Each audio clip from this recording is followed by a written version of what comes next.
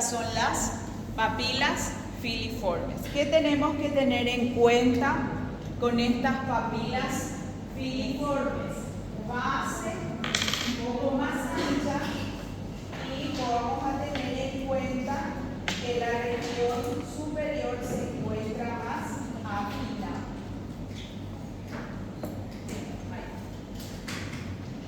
Bueno, aquí le va mostrando a esas papilas, ¿sí? Muchas papilas filiformes. Bueno, y le suele decir así, en hoja de sierra. ¿Por qué en hoja de sierra? Porque le asemeja a los dientes del cuchillo o a los dientes del serrucho. Esta es otra imagen más bonita y más esquemática. ¿Qué estoy visualizando? Miren cómo se ve correctamente esa morfología que nos indica el libro. La base de la papila es mucho más amplia y la región superior se encuentra más afinada. Tiene el aspecto de un cono, o si lo quieren decir, tiene el aspecto de lo que serían las aletas del tiburón. Entonces, ¿cuál es la función que va a tener estas papilas? Y su función es mecánica. Ayuda a movimentar lo que sería el bolo alimenticio hacia la región posterior de la cavidad bucal. Bueno, ¿alguna pregunta sobre papilas filiformes? Vamos a pasar a otra papila ahora, que serían las papilas fungiformes. ¿Por qué se llama fungiformes? Porque le parece a los hongos, a esos honguitos que cuando estábamos en la escuela lo diseñábamos así más o menos, ¿cierto? A los fungus. ¿Qué voy a encontrar en estas papilas fungiformes? Lo primero que voy a encontrar es el epitelio. El epitelio sigue siendo estratificado, plano. Y aquí en el libro van a encontrar la palabra a veces queratinizado o paraqueratinizado. Cuando les dice a veces queratinizado, el alumno siempre tiene la dificultad, ¿tiene o no tiene queratina? Si me dice a veces, nada más. Si yo coloco con queratina o sin queratina, ¿estaría correcto? Para que no haya dificultad y con las imágenes que nosotros observamos aquí en la facultad, las que ya estuvimos observando son sin queratina. Directamente el epitelio, a partir de las fungiformes, foliadas y caliciformes, va a ser sin queratina. Terminó el problema, para no tener esa dificultad. Si es con queratina o es para queratinizar.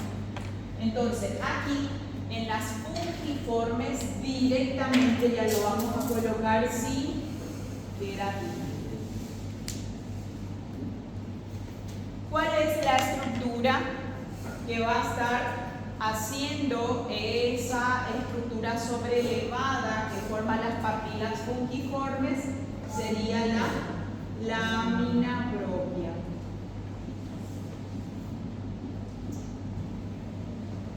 ¿Qué tiene de distinto entonces? Su forma. ¿Cómo sería la forma de las papilas fungiformes?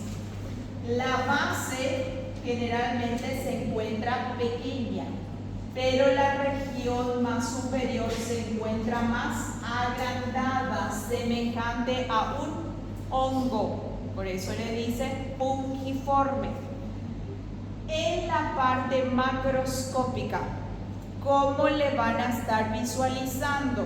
Y van a encontrar entre las papilas filiformes, van a encontrar una estructura así redondeada y bien acidófila en la lengua. Estas estructuras corresponden a las papilas fungiformes. La parte superior se encuentra mucho más ensanchada. ¿Cómo diferencio de las filiformes? Y muy fácil. Aquí las filiformes, su base es amplia. Aquí las fungiformes, su base es delgada, pequeña. Aquí la región superior se encuentra afinada. La región superior se encuentra ensanchada. ¿Sí? Entonces eso es algo que tenemos que tener en cuenta. Hace rato yo les había mencionado que aquí teníamos mucosas y que específicamente en la región dorsal vamos a tener una mucosa especializada. Por si ya observaron, aquí en la pared de las papilas fungiformes, aquí estamos observando unas estructuras redondeadas que está inmerso en el epitelio de esas papilas. Estas estructuras se llaman corpúsculos gustativos. O también le pueden encontrar con el nombre de botones gustativos. Estos corpúsculos gustativos o botones gustativos son los que tienen esa mucosa especializada. Lo voy a citar así nada más aquí, porque luego vamos a estudiarle bien a esos corpúsculos gustativos. ¿Cómo se observa lo que sería esta papila fungiforme? ¿Sí? Y miren aquí cómo se observa bien bonita. La base se encuentra más pequeña y la región superior se encuentra bien ensanchada. Parece un hongo, de ahí el nombre de fungiforme. Como ya les estuve mencionando, el epitelio, no nos vamos a complicar. Epitelio estratificado plano sin queratina. El único que va a tener queratina va a ser la filiforme. ¿Sí? Bueno, aquí tenemos otra imagen. Miren cómo es bien diferente la imagen a las filiformes. ¿Sí? ¿Qué estoy encontrando aquí? El extremo superior es bien ancho. Sin embargo, el extremo inferior o su base se encuentra más pequeña. Por eso se llama fungiforme. Bueno, ¿alguna pregunta sobre papilas fungiformes? Te escucho. ¿Cuál es su función? La función de las papilas fungiformes ya van a ser percibir, mejor dicho, los sabores. ¿Por qué? Porque ella ya presenta corpúsculos gustativos, que sería la parte de la mucosa especializada. Bueno, ¿alguna otra consulta? ¿Cómo diferencio fungiforme de filiforme? Primero, el aspecto. Uno parece un cono, ¿sí? La base es ancha, la superficie externa o más superior se encuentra afilada. La fungiforme hace lo inverso. La base es delgada y la región superior se encuentra ensanchada. Bueno, vamos ahora al otro tipo de papila. Se llama papilas foliadas.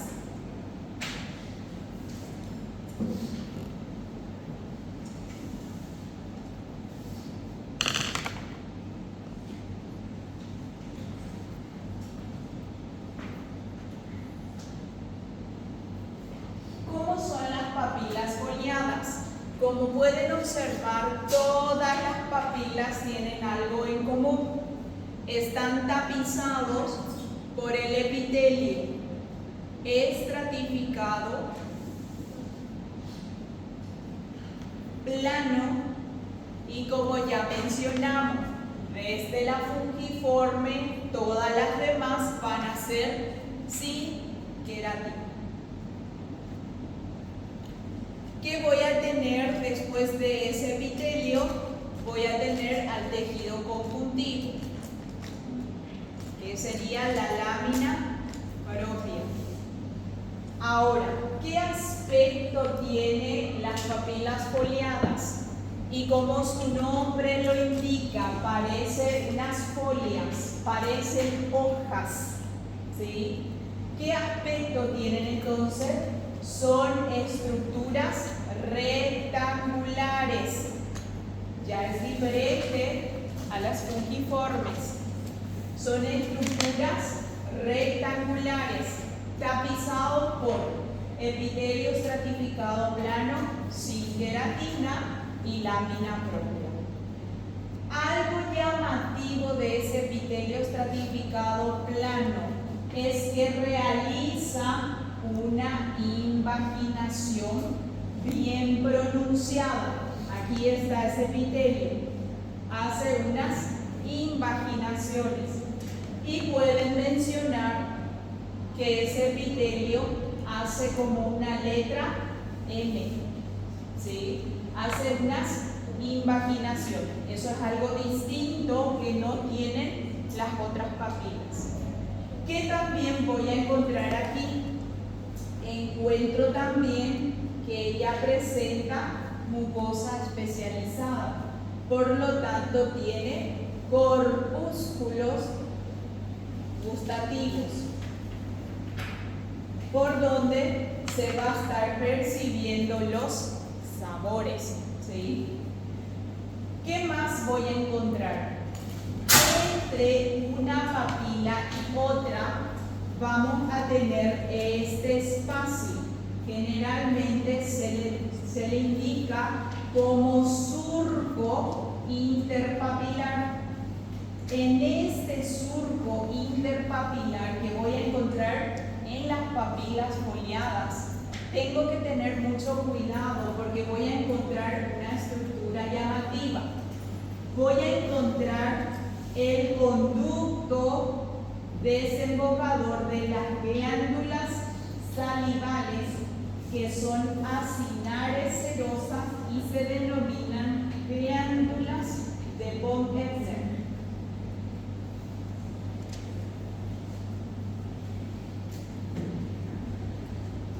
¿Qué voy a encontrar en el surco interpapilar de las papilas foliadas? Voy a encontrar el conducto de las glándulas de von Ebner. ¿Qué tipo de glándulas son las glándulas de von Ebner? Son glándulas acinares serosas, ¿sí? Eso es algo llamativo que también vamos a estar encontrando. ¿Cómo se observan las imágenes de estas papilas foliadas? Y miren aquí cómo es su aspecto. Tiene un aspecto más rectangular, o si lo quieren decir cuadrangular, es lo mismo. Tanto la base como la región superior tienen el mismo tamaño aproximadamente. ¿Qué llama la atención? El epitelio estratificado plano sin queratina hace esto, hace unas invaginaciones. Estas invaginaciones son bien profundas. Aquí está el tejido conjuntivo, ¿sí? Que sería la lámina propia. ¿Qué también encuentro? Aquí está una papila, aquí hay otra y otra. ¿Qué visualizo ahí?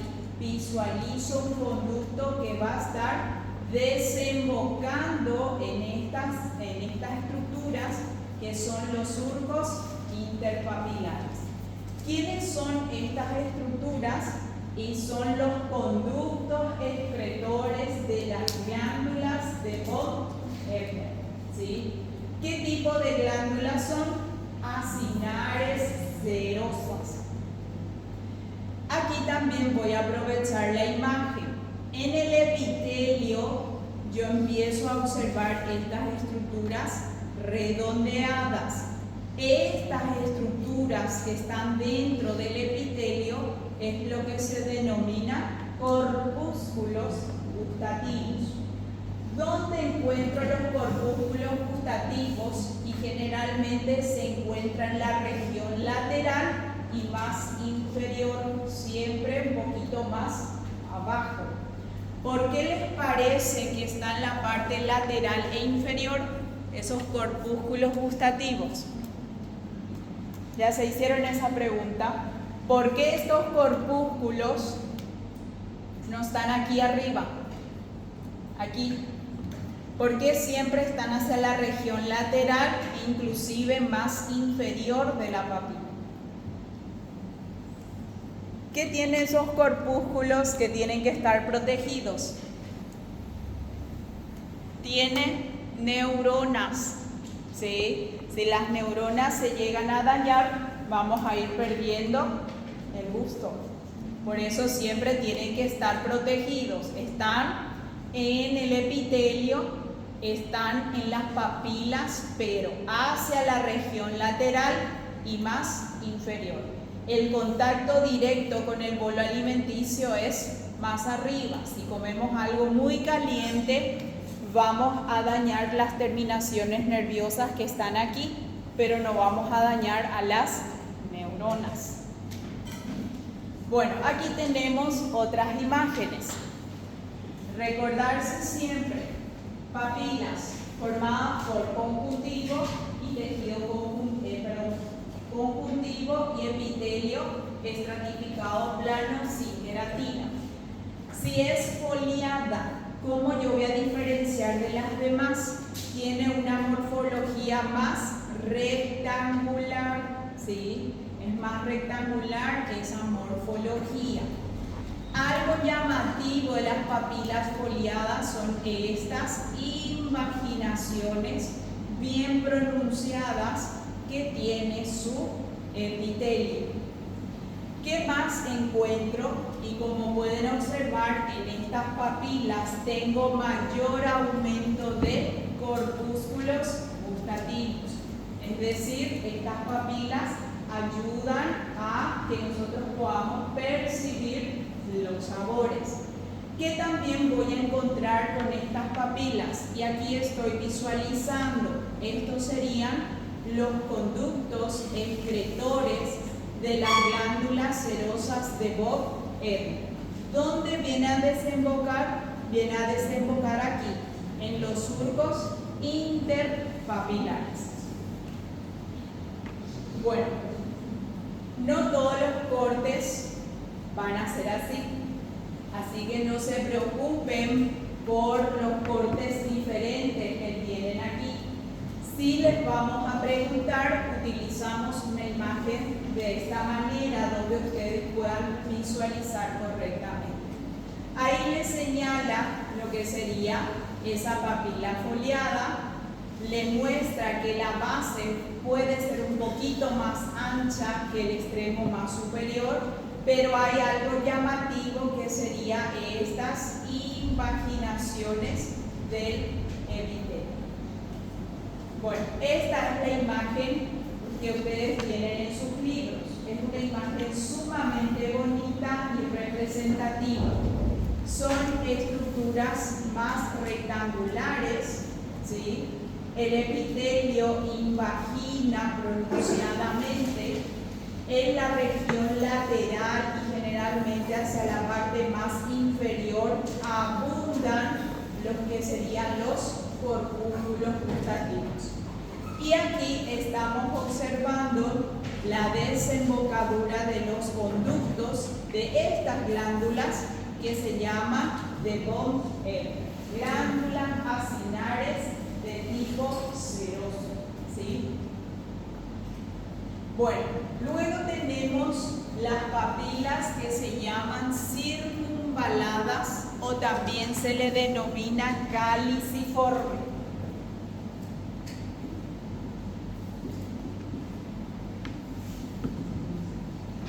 Generalmente se acuerdan más por este nombre, caliciformes.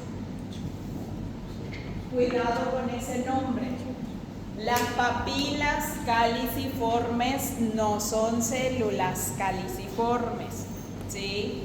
Las papilas caliciformes están formadas por epitelio y tejido conjuntivo laxo, ¿sí? Caliciformes o también llamadas circunvaladas. ¿Qué tengo que tener en cuenta? Estas son las papilas que se encuentran en menor cantidad. Algunas bibliografías lo dicen así, de 10 a 12, otros dicen de 8 a 10. Y estas papilas son las que están por delante de la B lingual. Son las papilas más grandes y van a estar tapizados. Ya habíamos dicho que el epitelio va a ser sin queratina directamente, va a ser un epitelio estratificado, plano, sin queratina. Esta también puede o no tener queratina. Entonces, vamos a llegar a un consenso para la práctica que va a ser todo sin queratina, porque es así como vamos a observar en las láminas. ¿Qué voy a encontrar después? Voy a encontrar lo que sería la lámina propia. ¿Qué también voy a encontrar en las papilas caliciformes? Voy a encontrar también corpúsculos gustativos.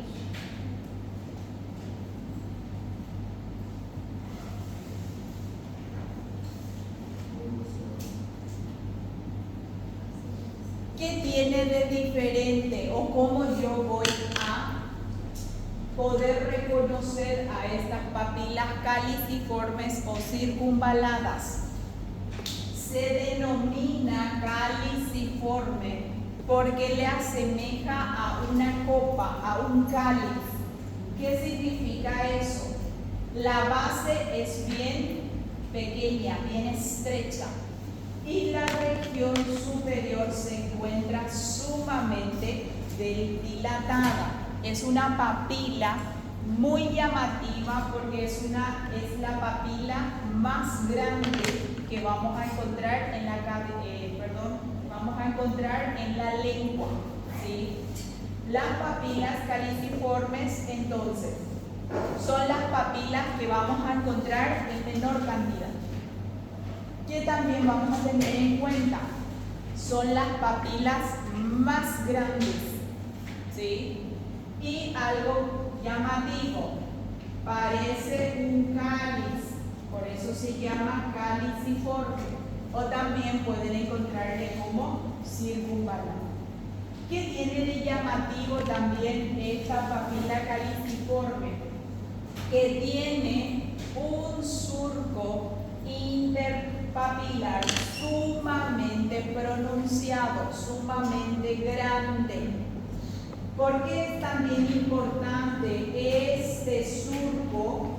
Porque aquí también vienen a desembocar los conductos de las glándulas de von Ebner. Entonces, ¿dónde desembocan los conductos de las glándulas de von Ebner? Desembocan en los surcos interpapilares de las papilas foliadas y también en los surcos interpapilares de las papilas caliciformes. ¿Cómo observamos a esta papila? Y observamos de esta manera. Algo bien llamativo, tiene un surco interpapilar bien profundo. La base de esa papila es más angosta y la región superior se encuentra sumamente ensanchada. Por eso se llama caliciforme. ¿Qué voy a observar? Externamente observo lo que sería el epitelio, como ya estuvimos mencionando. teniendo en cuenta las imágenes que vamos a observar en las láminas, va a ser un epitelio estratificado plano sin queratina. ¿Qué voy a encontrar después? Voy a encontrar lo que sería la lámina propia, ¿sí? Y lo más llamativo que encuentro es los surcos bien pronunciados, que también llama la atención y se observan bien. Aquí vemos a la glándula de von Ebner y aquí nos muestra cómo desemboca justo en este surco interpapilar. Aquí tenemos otra imagen. La papila es bien grande, ¿sí? El surco que está a sus lados es bien pronunciado. Esta papila tiene la base más pequeña y la región superior más ensanchada. Como pueden observar, también presenta en la región lateral y generalmente más inferior abundante cantidad de corpúsculos gustativos. Por lo tanto, ahí también tenemos una función de percibir los sabores. Esta es la imagen que tienen en sus libros. Muy bonita. Aquí estamos viendo las demás papilas, ¿sí? No tengan en mente que solamente existe una papila en una región. Ellos están así, todas bien unidas. Y como pueden observar, esta papila es extremadamente chica en relación a ella, ¿sí? Las papilas circunvaladas o pariciformes son papilas extremadamente grandes. Los surcos bien profundos. ¿Qué veo? Base delgada, superficie superior bien ensanchada. Que también observo en la región lateral hay estas estructuras redondeadas, más pálidas, que corresponden a los corpúsculos gustativos. Que también encuentro, y miren, aquí están las glándulas acinares, por eso es serosa, ¿cierto? Porque si no es acinar, no puede ser serosa, mucosa o mixta. Estas son las glándulas cerosas, también conocidas como glándulas de von Ebner, donde va a desembocar sus conductos. Y aquí vemos que desemboca en el surco interpapilar que está alrededor de las papilas circunvaladas. Y no podemos olvidarnos también que van a ir a desembocar en los surcos interpapilares de estas papilas que son las foliares. Siempre tengan presente eso en donde ellos van a desembocar. Bueno, ¿alguna pregunta de lo que sería papilas? Es solamente realizar el diseño, entender ese diseño para poder ir diferenciando uno de ellos. ¿Qué vamos a encontrar después de estas papilas? Después de estas papilas ya vamos a ir encontrando esto. Donde hay tejido conjuntivo siempre vamos a encontrar lo que sería el tejido adiposo. Aquí estamos viendo a esas glándulas de von Ebner y que también ya va apareciendo. ¿Qué sería esto? Músculo. ¿Sí? Habíamos dicho que esos músculos eran propios de la pared media de la lengua. Aquí les señala glándulas cerosas de von Ebner, ¿sí? Que también ya estoy observando aquí mucho tejido adiposo y aparece el músculo estriado visceral de la lengua, ¿sí? ¿Qué estoy observando con este músculo? Que tiene diferentes orientaciones, ¿sí? Voy a tener músculo con disposición circular, oblicua, transversal, porque gracias a ese músculo nosotros podemos movilizar este órgano y así también poder ir realizando lo que sería el sonido, el habla, ¿sí? Entonces tenemos que tener en cuenta que la disposición va a ser bien variada de esta capa muscular. Bueno, antes de pasar a los otros segmentos, estuvimos hablando mucho de lo que son los corpúsculos gustativos.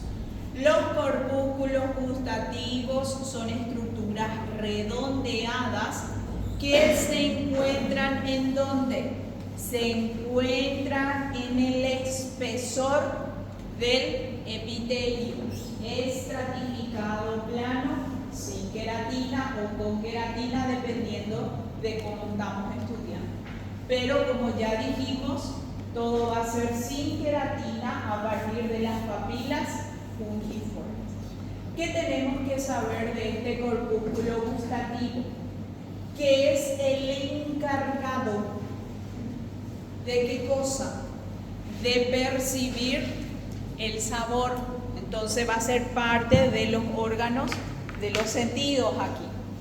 ¿Qué voy a tener en cuenta en este corpúsculo o botón gustativo?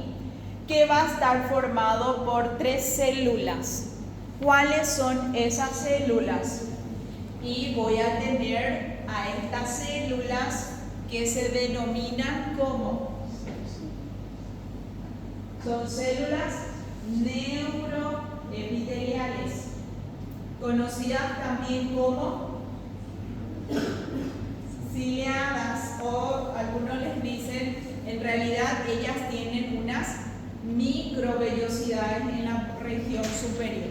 El nombre que les da en el libro es que estas son células neuroepiteliales. ¿Qué tipo de células son? Son neuronas bipolares. ¿Se acuerdan que cuando hablábamos de los órganos de los sentidos, habíamos dicho, cuando hablábamos en tejido nervioso y decíamos que todos los órganos de los sentidos presentan neuronas bipolares? ¿Qué otra célula tengo que tener al lado de estas neuronas? Siempre tengo que tener a las células de sostén, que a veces les dicen sustentaculares, ¿sí? Siempre que haya una neurona no puede faltar su compañera fiel, una célula de sostén, que es una célula glial, ¿sí? ¿Qué otra célula voy a tener aquí? Y voy a tener a estas células bien pequeñitas que generalmente están en la región más basal, que se denominan células madres o células basales, ¿sí? ¿Qué se les puede preguntar en la práctica? Y en la práctica muy poco. Lo único que se les puede hacer es señalar estas estructuras y preguntarle cómo se denomina. Corpúsculo gustativo, botón gustativo. Se les puede preguntar las células y difícilmente, porque como pueden observar, no es tan fácil saber quién es la célula neuroepitelial, la de sostén o quién es la basal. Ahora, ¿todas las papilas tienen corpúsculos gustativos? La respuesta es no. ¿Quién es la única papila que no tiene corpúsculo gustativo? La filiforme. Todas las demás, ¿cuáles son ellas? Fungiformes, foliadas y caliciformes, sí tienen corpúsculos gustativos. Entonces, una de las preguntas para la teoría podría ser: cita las papilas que presentan corpúsculos gustativos, por ejemplo. Así se ven estas estructuras. Son estructuras más o menos redondeadas, siempre se observa de una coloración más pálida. Como ya les mencioné, ellas se encuentran en el interior o en el espesor de este epitelio estratificado, ¿sí? Y aquí les muestra la célula, pero recuerden que no les vamos a estar preguntando, porque como pueden observar, es bien difícil identificar cuáles son esas células. Bueno, aquí tenemos una imagen más bonita, el epitelio, ¿sí? Y en el espesor de ese epitelio aparece esta estructura redondeada que va a estar compuesto por 3 células: neuroepiteliales, sostén y basal. ¿Cuál es su función?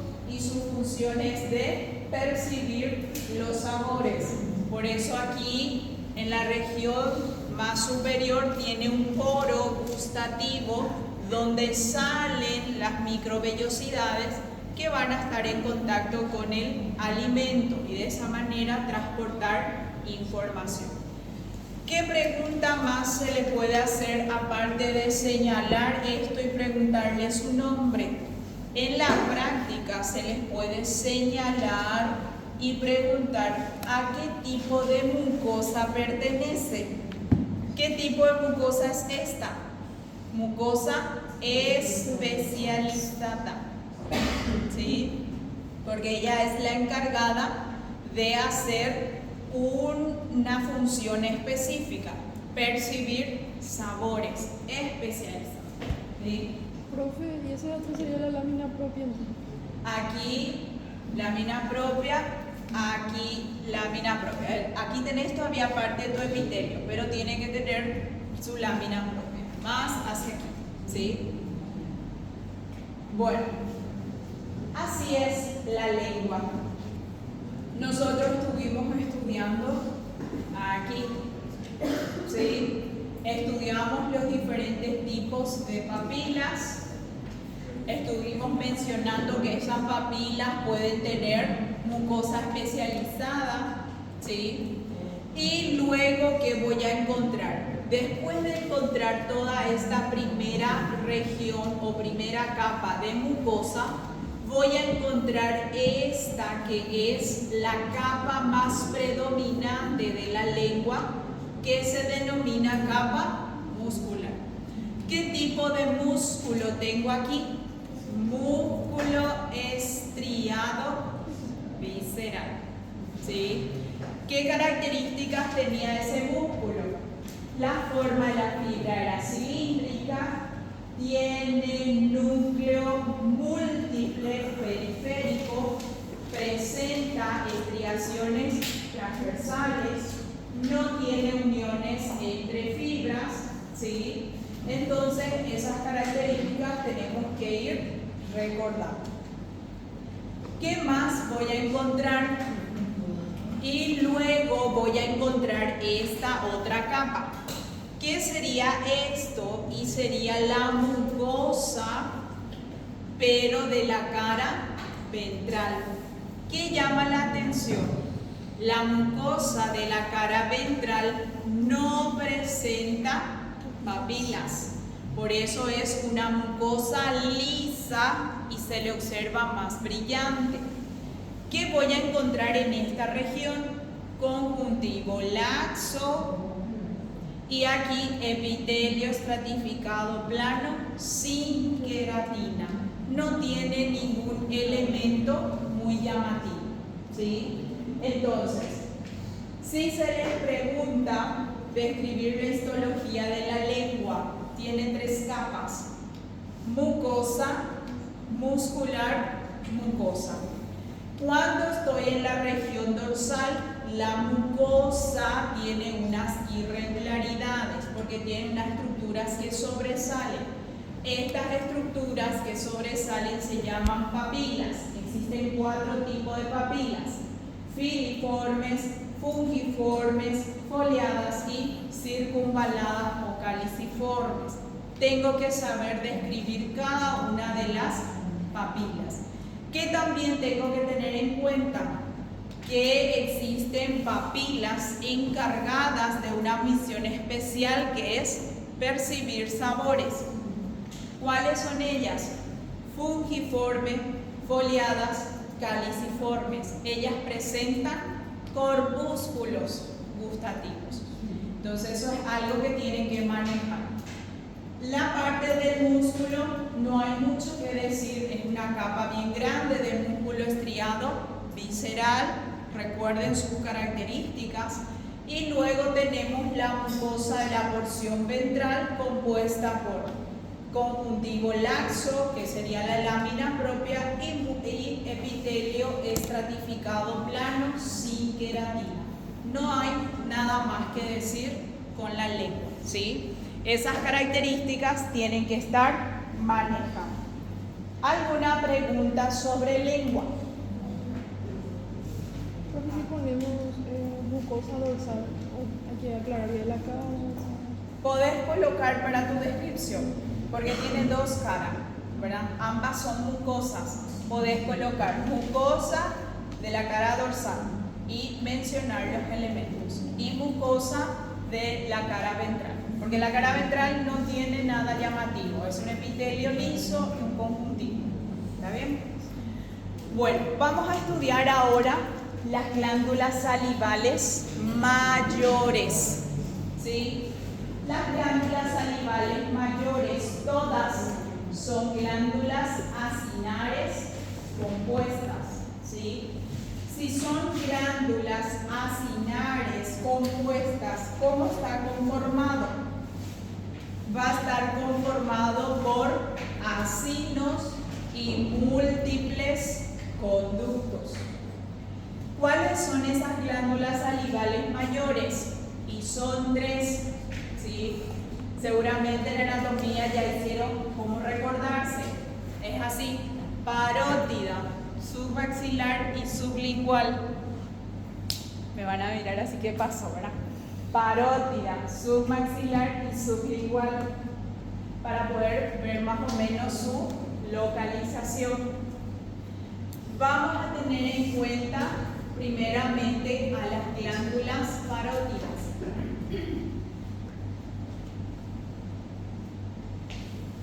Estas glándulas son salivales, ¿sí? Son órganos, por lo tanto, macizos, no son órganos huecos como tal. ¿Cómo lo voy a estudiar? Va a estar compuesto por una cápsula. Esta cápsula es tejido conjuntivo denso y regular. ¿Qué voy a encontrar formando a esa glándula? Primero dijimos que son acinares. Voy a tener acinos. ¿De qué tipo? La glándula parótida tiene acinos exclusivamente serosos. ¿Sí? ¿Qué más tiene que tener? Y tiene que tener un conducto que tiene que transportar la saliva que se está produciendo. Aquí estamos teniendo entonces los conductos excretores. Y estos conductos excretores son múltiples, por eso son glándulas acinares compuestas. ¿Qué más voy a encontrar alrededor de los acinos y los conductos? Tengo tejido conjuntivo laxo. Y ese tejido conjuntivo laxo tiene abundante cantidad de adiposos, que en conjunto forman lo que sería un tejido adiposo, blanco por cierto. ¿Qué voy a encontrar entonces en las láminas? En las láminas yo tengo que encontrar estas características. Primero tengo que recordar los tipos de acinos. Podían ser serosos cuando los acinos eran de una coloración basófila intensa. Podrían ser mucosos cuando esos acinos tienen una coloración pálida. Y pueden ser acinos mixtos cuando tienen una región serosa y una porción mucosa. Estos tres tipos de acinos es lo que van a estar formando parte de estas glándulas salivales. Primero hablamos de la parótida. Esta glándula, la glándula salival bien grande que vamos a estar encontrando. ¿Qué voy a tener en cuenta? Tiene una cápsula. ¿Qué tipo de cápsula es? Conjuntivo denso y irregular. Evidentemente, esa cápsula emite unos tabiques hacia el interior del órgano y seguiría siendo denso y irregular esos tabiques. ¿Qué también voy a encontrar? Acinos exclusivamente serosos, ¿sí? Y va a tener múltiples conductos excretores. ¿Qué voy a encontrar también? Alrededor de estos acinos y conductos excretores tengo abundante cantidad de tejido conjuntivo laxo. Y ese tejido conjuntivo laxo tiene algo llamativo, abundante cantidad de adipocitos. Al ser abundante cantidad de adipocitos, ya forma lo que sería el tejido adiposo. Esta es la lámina que tenemos en la facultad. ¿Qué observo? Conductos múltiples, ¿cierto? Hay esto, mucho tejido adiposo. Y luego observo esto. ¿Qué sería esto? Acinos serosos. Esto sería parte de la cápsula y ahí pueden ver que inclusive en esa cápsula hay abundante cantidad de tejido adiposo. Algo bien llamativo de lo que sería la glándula parótida, ¿sí? Aquí está parte de la cápsula, tiene múltiples conductos excretores, acinos exclusivamente serosos y mucha cantidad de tejido adiposo. Facilito. ¿Cómo van a describir glándula parótida? Es una glándula que se encuentra tapizada por una cápsula de tejido conjuntivo denso y irregular. Esa cápsula emite tabiques. ¿Qué encuentro en la parte interna? Abundante cantidad de acinos serosos y mucha cantidad de conductos excretores. Entre los acinos y los conductos encuentro abundante cantidad de tejido adiposo. Termino. Facilito. Vamos a la otra glándula. Se llama submaxilar. Y el diseño lo tengo aquí. Glándula submaxilar, también conocida como glándula submandibular. ¿Qué tiene esta glándula? Tiene cápsula. La cápsula también es tejido conjuntivo denso y regular. Tiene acinos y miren aquí cómo está dispuesto, ¿sí? ¿Qué les indica esos acinos? Que no todos son iguales. Por lo tanto, tiene acinos mixtos. ¿Cuál es el acino que predomina en relación al diseño? Es mayor cantidad de acinos serosos y menor cantidad de acinos mucosos. Por lo tanto, la glándula submaxilar es una glándula cero mucosa, ¿sí?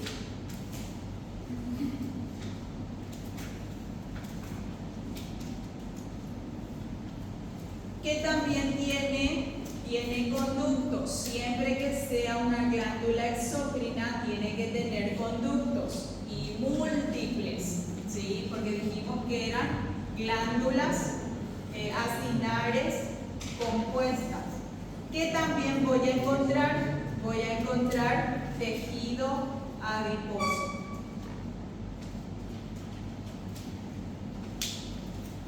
Bueno, recordar entonces, cápsula de tejido conjuntivo denso y regular, acinos mixtos, predomina ¿quién? Seroso.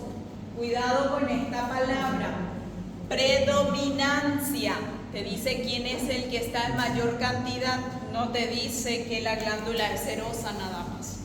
Está en mayor cantidad el acino seroso, por eso es una glándula seromucosa.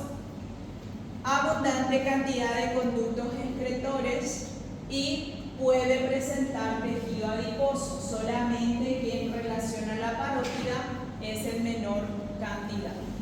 Así se observa una glándula submaxilar o submandibular. ¿Qué estoy observando? Y la cápsula tiene que estar bien externa. Observo la abundante cantidad de acinos, consigo visualizar muchos conductos y hay una cantidad considerable de tejido adiposo. Que también tenemos que tener en cuenta que para poder observar este tipo de glándula tenemos que acercar la imagen, ¿sí? Aquí están ¿qué cosa? Estos son los acinos serosos. Aquí está el conducto y aquí encuentro un acino mixto y esto sería un acino mucoso, ¿sí? Pero ¿cuál es el acino que predomina? El seroso, por eso es seromucoso. Aprovechando esta imagen, ¿quién es este? Capilar. ¿De qué tipo? Continuo.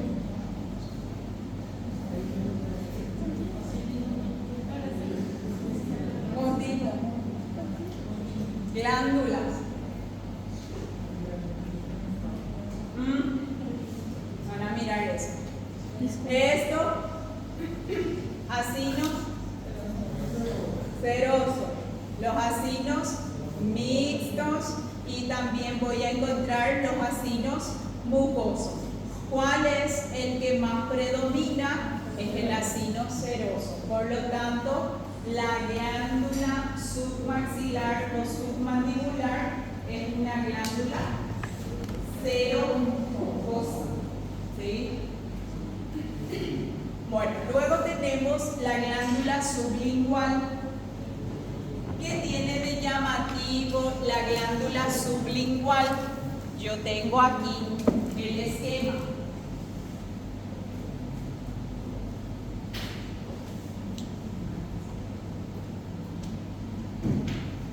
Tiene cápsula. La cápsula sigue siendo tejido conjuntivo denso y regular. Esa cápsula evidentemente emite unos tabiques. ¿Qué llama la atención con el diseño? Que también es una glándula acinar, pero sigue siendo mixta. ¿Qué tengo que tener en cuenta? ¿Cuál es el acino que predomina? Es el acino mucoso en relación al acino seroso, ¿sí? Por lo tanto, esta glándula es una glándula mucoserosa. ¿Qué no me tengo que olvidar? Que es una glándula exócrina, por lo tanto tiene que tener conductos, ¿sí? ¿Qué llama la atención? Y en el libro les menciona que aquí no hay tejido adiposo entre los acinos y los conductos, pero recuerden que el tejido o el adipocito es una célula fija al tejido conjuntivo. Lo que les menciona es que no hay un tejido como tal, pero puede haber aisladamente algunos adipocitos, ¿sí? Bueno, ¿cómo observaríamos esa imagen? Este también es algo que quiero que tengan muy presente. Esta palabra en años anteriores causaba mucha controversia, porque el alumno lee así, contiene acino mixto mucosa. No sé por qué se olvida de leer esta palabra y viene y dice, no, la glándula es mucosa nada más. Aquí ya te dice que es mixto, ya te dice que hay predominancia de la mucosa, significa que hay más, nada más, los acinos mucosos. ¿Cómo serían esas imágenes? Y los acinos, ¿verdad?, van a ser predominantemente así blanquecinos, pero puedo encontrar los acinos mixtos que tienen su porción serosa, ¿sí? Así podemos observar en algunas imágenes. Aquí estoy teniendo la parte de su cápsula, los tabiques, y aquí estoy observando la abundante cantidad de lo que serían los acinos. Acercando la imagen, los acinos que predominan son los acinos que parecen nubes, ¿sí?, las más blanquecinas.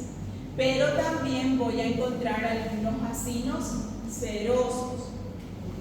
Aquí se les acerca más para poder observar esos acinos. Así son los acinos mucosos y aquí estamos observando algunos acinos cerosos. ¿Qué tengo que tener en cuenta? Y esta es la imagen que van a encontrar aquí en la facultad. Esta es nuestra lámina, para que no confundan. ¿Qué estoy observando aquí? Esto sería la cápsula. Estas estructuras son los acinos, generalmente mucosos, pero puedo encontrar algunos así, que son mixtos. Y aquí estoy encontrando a los acinos cerosos puros, ¿sí? Entonces, ¿qué tipo de glándula es la glándula sublingual? Es una glándula mixta. ¿De qué tipo? Mucocerosa, ¿sí? Esta es la imagen de la facultad. Esta es la lámina que nosotros tenemos aquí. Aquí se puede observar unos conductos y como pueden visualizar, ya no se ve tejido adiposo como en las láminas anteriores. ¿Alguna pregunta de glándula sublingual? Todavía no termino. Digestivo es bien largo. Bueno, vamos a hacer rápidamente cómo se organiza el tubo digestivo. Todos los órganos huecos del tubo digestivo tienen capas y se denominan mucosa, submucosa, muscular y serosa o adventicia.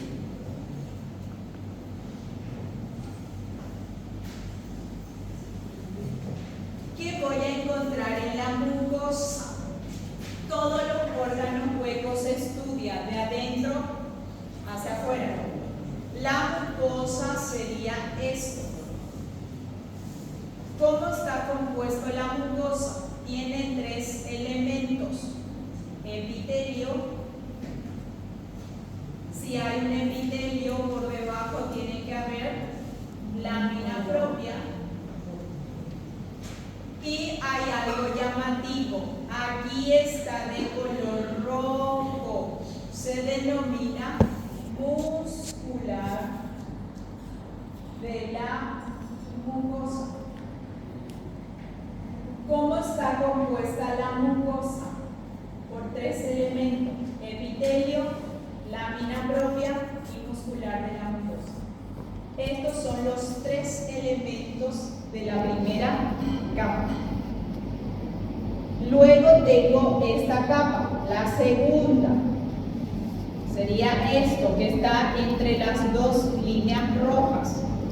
¿Qué encuentro en la submucosa? También encuentro tres elementos. El primero y el más abundante es el tejido conjuntivo denso y irregular. Voy a encontrar esto que está aquí, el número 2, vasos sanguíneos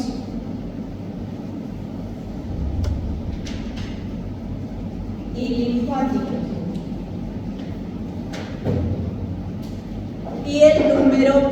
está representado por el color negro. Sería la parte nerviosa. Se llama plexo submucoso de Meissner. La submucosa también tiene 3 elementos: tejido conjuntivo denso y regular, vasos sanguíneos y linfático, plexo submucoso de Meissner. La tercera capa está aquí y es la muscular. La muscular también tiene 3 elementos. El primero, que está con el color rojo, sería la capa muscular circular interna. En el medio, aquí está de color negro, representa la parte nerviosa, plexo mientérico de Auerbach. Y luego tengo otra capa muscular más externa, que le decimos capa longitudinal. ¿Cómo está compuesta la capa muscular? Esta, una capa muscular que gira, por eso decimos circular interna. Vamos a tener el plexo mientérico de Auerbach. Y luego tengo una capa muscular que se dispone de manera longitudinal y está externa. Luego tengo la serosa. ¿En quiénes tengo serosa? Voy a tener en los órganos que están peritonizados. Y la serosa yo tengo representado aquí. ¿Sí? Serosa. ¿Cómo está compuesta la serosa? Está compuesta por 2 elementos: mesotelio y tejido conjuntivo laxo. Aquí está, mesotelio y tejido conjuntivo laxo. Adventicia se utiliza para los órganos retroperitoneales, ¿sí? Que están por fuera, que no están tamizados por peritoneo. La adventicia generalmente suele ser tejido conjuntivo denso y regular. ¿Por qué les digo generalmente? Porque siempre existen excepciones. Bueno, aquí estamos observando las capas. Mucosa, ¿sí? Mucosa. Luego tengo submucosa, muscular y aquí externamente serosa o adventicia. Mucosa, epitelio, lámina propia muscular de la mucosa. Submucosa, conjuntivo denso y regular, vasos sanguíneos y linfáticos y el plexo submucoso de Meissner. Muscular, voy a encontrar una capa circular interna, una capa longitudinal externa, entre ambas capas plexo mientérico de Auerbach. Serosa, mesotelio y conjuntivo laxo. Si es adventicia, conjuntivo denso y regular. Estas capas necesito que se aprendan, pero sumamente bien, porque estas capas se van a repetir en todos los órganos del tubo digestivo. Vamos a ir agregándole algunas cosas o vamos a ir retirando algunas cosas. Por ejemplo, el epitelio en el esófago tiene que ser ¿de qué tipo?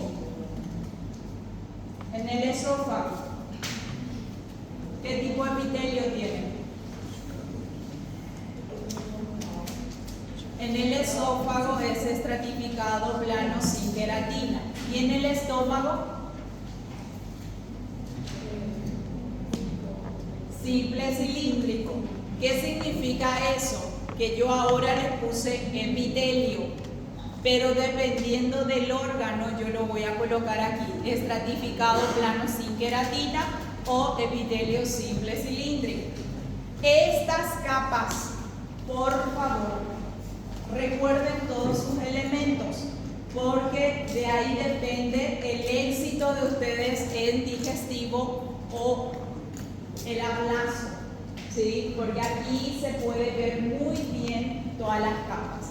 Aquí tenemos mucosa, submucosa, muscular, adventicia, epitelio en la mucosa. Aquí tiene que estar la lámina propia. Hay que acercar mejor para ver aquí la muscular de la mucosa. Submucosa, lo que más llama la atención es conjuntivo, denso irregular. Voy a encontrar algún que otro vaso sanguíneo. El plexo submucoso de Meissner es muy difícil de observar, lo sabemos por teoría. Pero quiero que observen esta lámina. En esta lámina se agrega otro elemento, pero los elementos fijos siempre están presentes. Por eso necesito que me aprendan súper bien. La muscular tiene una circular interna, una longitudinal externa. Aquí en el medio tengo que acercar más la imagen y ese plexo sí se ve al microscopio. Entonces aquí hay un plexo mientérico de Howard. ¿Qué tengo que tener en cuenta? Y aquí externamente puedo tener adventicia, conjuntivo denso irregular, o puedo tener serosa, que tiene mesotelio y tejido conjuntivo laxo. Esta capa tienen que manejar sumamente bien.